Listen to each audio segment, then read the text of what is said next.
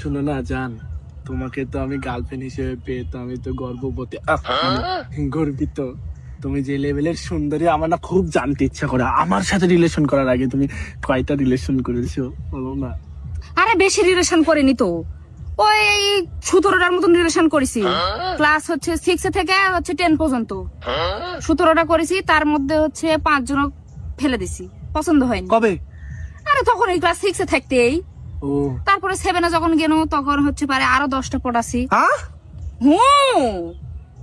এরকম করতে করতে মেলায় 30টা হয়ে যাবে। তারপর যখন আবার হচ্ছে এই কলেজে তুটনু, ওই জায়গা তুটে আরো মানে 20টার মতো। নাম কি কি ছিল একটু বলো না?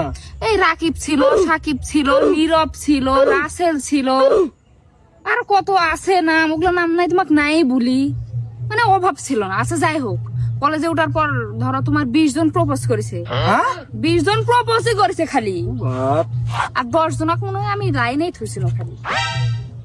আচ্ছা যাই হোক, এগুলো কথা বাদ দাও। তোমার কয়টা গার্লফ্রেন্ড ছিল সেটা বলো তো? আমি তো ভাবছি এর লেগে মনে হয় আমি গর্ববতী, মানে গর্বিত তোমাকে পেয়ে আমি। আমার বেশি জন ছিল না, আমার 3 জন ছিল, বুঝছো? 3 ডে, একটা দুটো 3 ডে। আমি তোর গেলে তো হিসাবই করতে পারলাম না। আমার হিসাব করবো যখন আমি সুন্দরী বিটি ছাওয়াল, আমার নাকি বয়ফ্রেন্ড থাকতেই পারে, তারপরে তোর কি জন্য থাকতে?